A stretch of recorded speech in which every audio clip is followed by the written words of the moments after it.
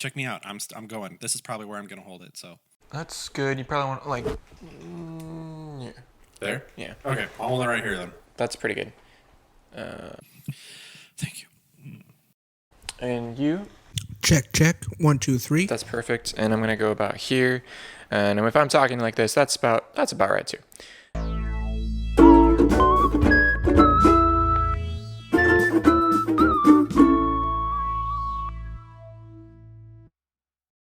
Well, Piper Podcast. Wait, is this our 10th episode? Yeah. This is our 10th episode. Wow. We made it. Wow. Did you know that, I'm just making this up, most podcasts don't make it to their 10th episode? That's what I hear. It's like marriages.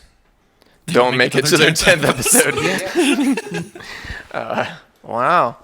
Look at us. Most sitcoms don't make it to their 10th episode. Yeah. Well, there's a lot that die after like the pilot. Yeah, I was going to say, most halfway probably through. don't make it past their Well, pilot. you know, like halfway through a season, though, a lot of them are even dying. That's true. So we were thinking about doing a new format, right? Yeah, I mean, we've been doing so many episodes. It's Now time- it's time to switch it up. Yeah. It's probably getting a little old for all of you folks listening.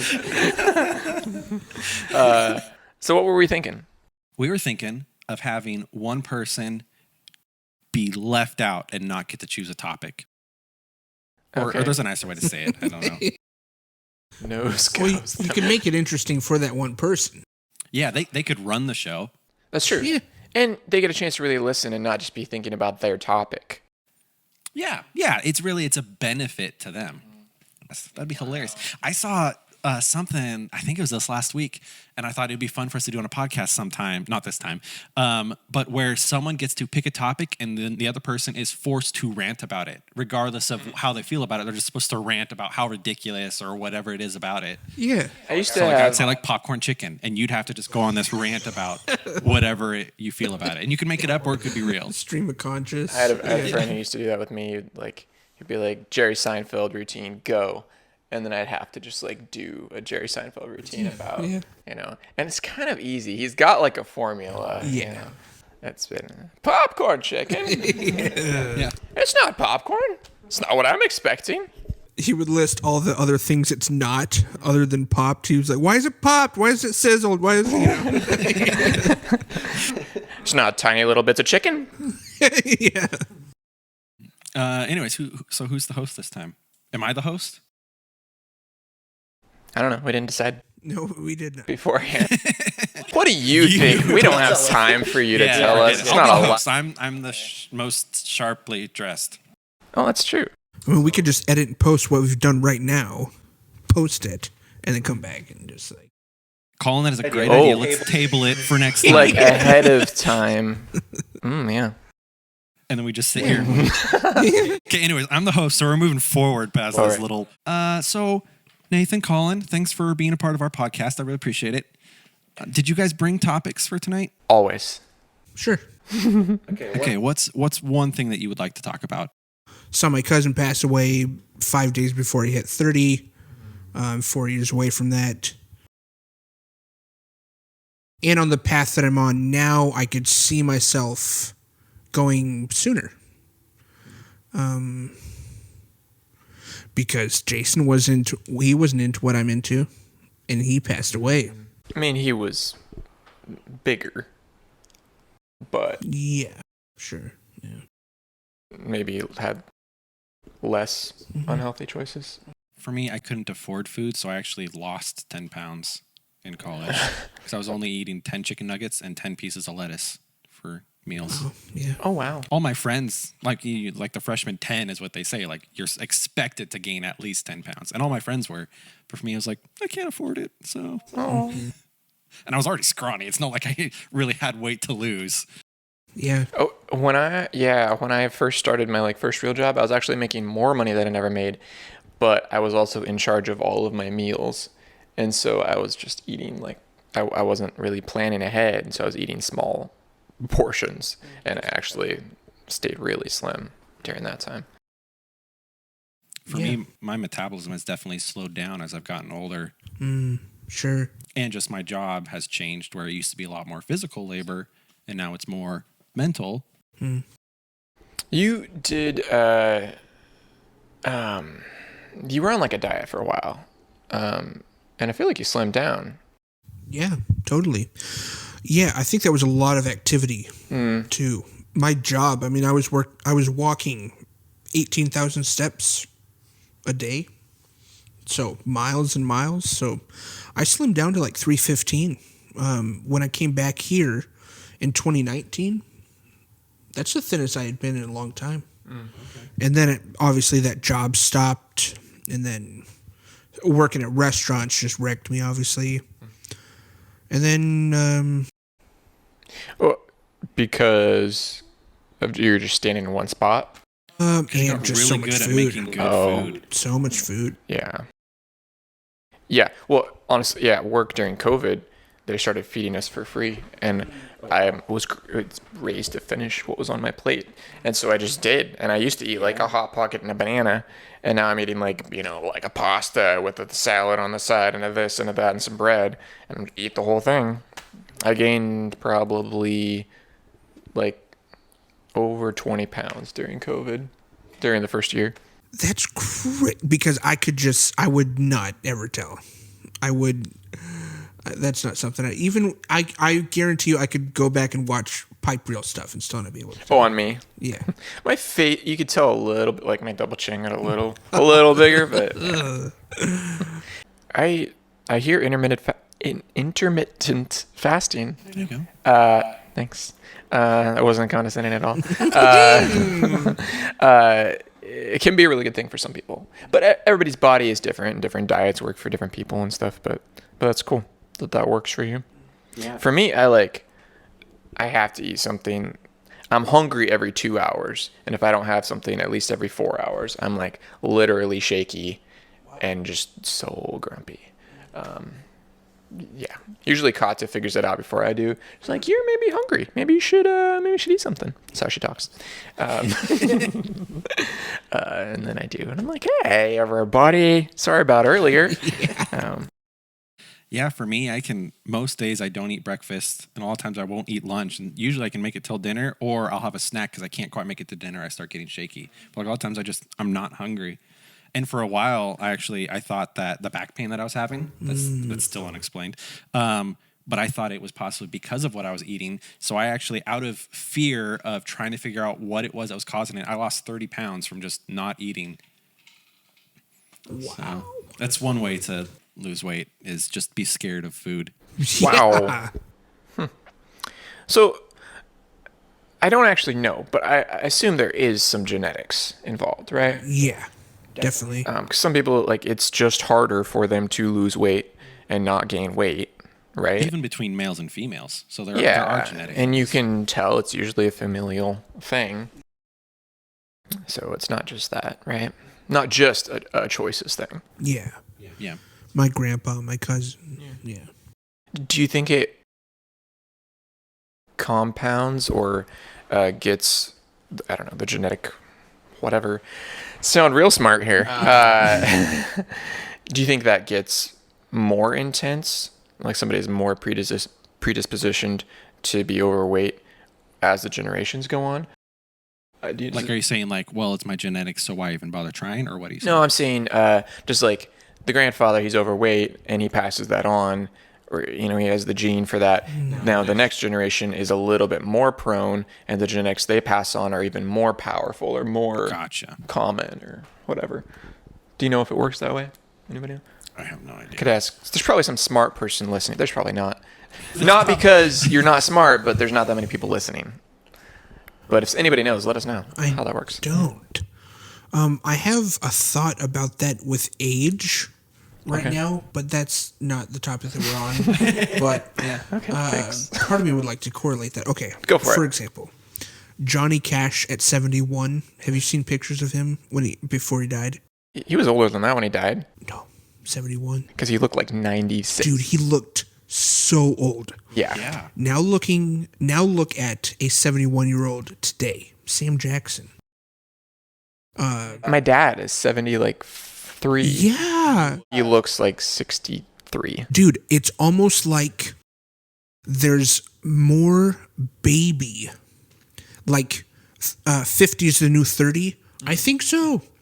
I think a 30-year-old back then looked like 55 plus. And now today, it's almost like the baby look has like... Lasted longer. It lasts longer. I think, yeah. Part of that, I think, is just living hard makes you look hard. Or look older. Yeah. Johnny Cash certainly lived hard. Yeah. And just previous generations had to go through harder things and work harder for their money and go through more diseases that weren't cured. And That's true. Yeah, I mean, like, the more stress you have on it, you, like, as guys, you can lose your hair sooner. Your hair can gray sooner. So, and wrinkles and all that, you know. Yeah. As the host, Nathan, I got lost in the conversation, so I wasn't keeping track of time at all. Nathan, what's your topic? I have one that's a little more relevant, but there's one that's very near and dear to my heart that's just so exciting to me right now. I feel like you're being sarcastic. And see, you've had a hard time with that recently, knowing whether I'm being sarcastic. True.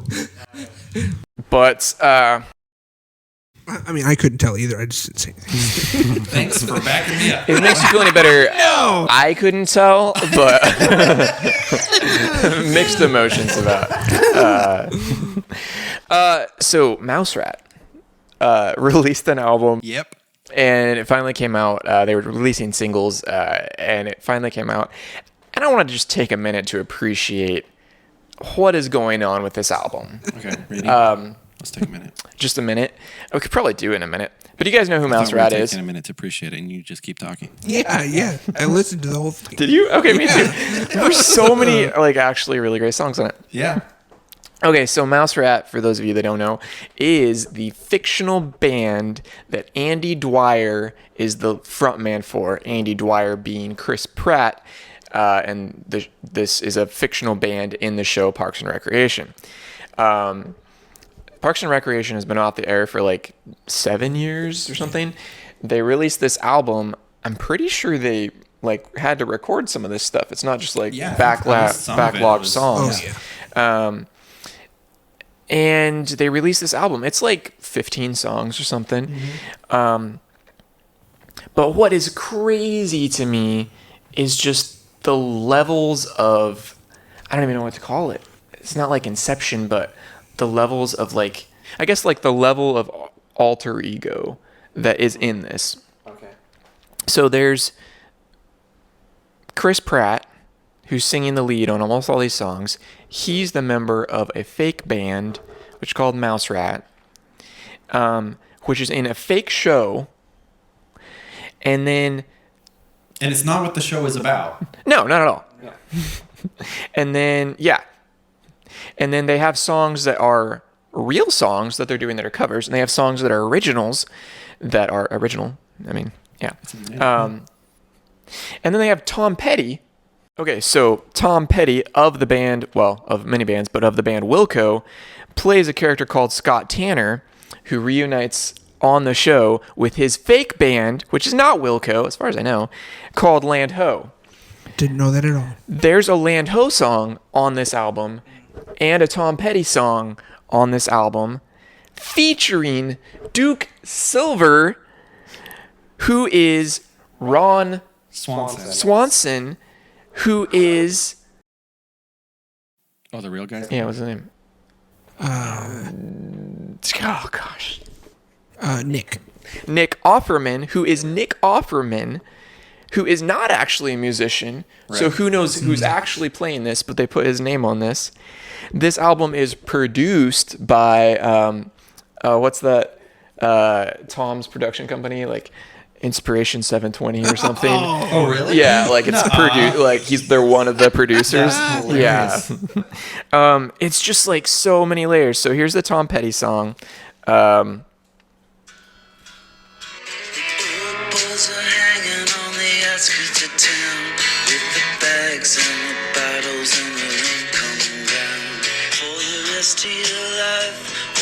So the chorus with the hook.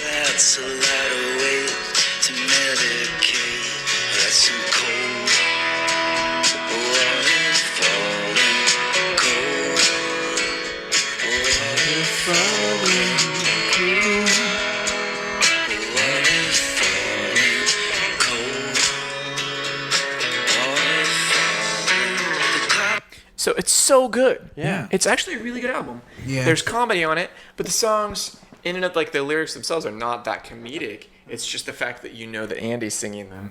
Yeah. And then toward the end of the album, there's about 6 songs that are like classic songs, like Frank Sinatra kind of songs. And from an episode where they're playing to old folks and they're like trying to play their songs and it doesn't work. So they're trying to play songs the old folks would know, like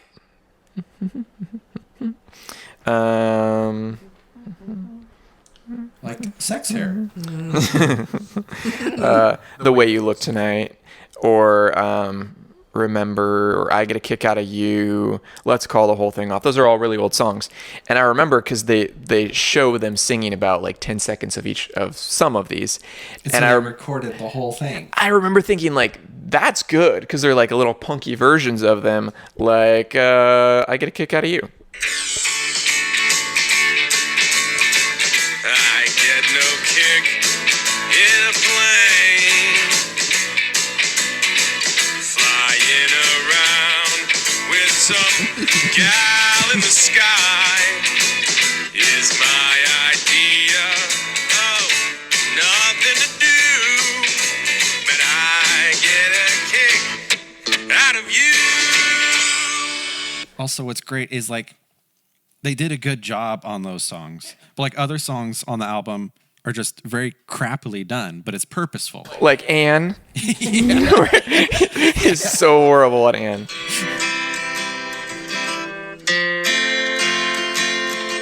He even messes up a chord like later in the song.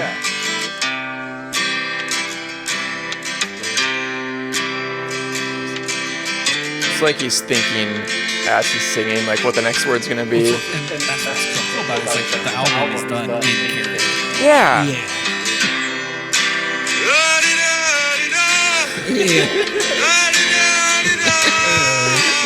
No, they didn't hit in the notes. It's amazing, and it's so different from like a Weird Al, because there's not all this history behind it. It's not all one character. He's playing different people usually. The other thing is that I have not seen Chris Pratt advertise this album, which is just random. Like the guy who's in the show and plays like the guitar, and he's in the band. I've seen him advertise it as, I think, as his character. Okay. And I've seen lots of memes featuring Chris Pratt, but no actual Chris Pratt. So there's like not actually a huge like ad campaign behind this. Why is that? I don't know. It's weird. And it's not like he had a falling out with Parks and Rec, because he was even on their COVID reunion episode. Yeah. And he came back and recorded the songs. And it's not like the other ads were like super well done. They were just like a cell phone. So he could have done it. I mean, I don't follow him, but they have a Facebook page. And so I figure they would have put it on there. I don't know. I mean, It's just weird. The most famous person from Parks and Rec currently. Yeah. Huh. Two bands that came to mind listening to it was Tenacious D and Lonely Island. Lonely Island? Yeah. Is it Lonely Island? Who's? Is the Lonely Island? You know Lonely Island, right? Andy Samberg. Oh, yeah. Okay. So I threw it on the ground. Yeah. My dad's not a cell phone. some of the rockier songs like Sex Hair and Two Birds Holding Hands remind me of Jack Black, where there's more you know. Yeah. I still, like, one of my favorite parts is when he was performing for that kid's birthday party, and so he changed Sex Hair to Sex Bear. And so then April, I think, was like, hair was not the problem with that song. But like, they just did so well with stupid comedy. Good song. I'm pretty sure we're gonna be the only people that are reviewing a Mouse Rat album, so I'm not too worried about this. But hey, if we could get some free merch or something, that'd be great. It's true. Wouldn't that be awesome? Meet and greet with Well, not with Chris Pratt, because apparently he's not doing anything with Tom that. Petty. What's up with that? Should just do a cover, honestly. Oh, but Matt, let's do an extreme cover where we do a whole album. Yeah. If you made it this far, we appreciate it. Let us know how you like the new format, or if you really missed having me contribute with my own original topic. But thanks for sticking with us for the last 10 episodes. We hope to do 10 more, if not 10 more after that. Probably not anymore after that. No, after that, I mean, at 30, like, what more can you do? And we really want to get on a consistent schedule and not be a month and a half apart. Yeah, so if you can tell us when you're listening, we can try and line it up a little bit better. It's not your fault, though. It's definitely was our fault that we weren't consistent. It's not our listeners' fault that we weren't consistent. Fine. Clarify that for them. Yeah, I agree. Okay. I thought I was the host. Well, I can blame who I want. yeah. Way to clarify. It's not your fault. Yeah. Don't rate us badly. Not until the cover comes out. Okay, bye. Bye. Colin, say bye. Bye.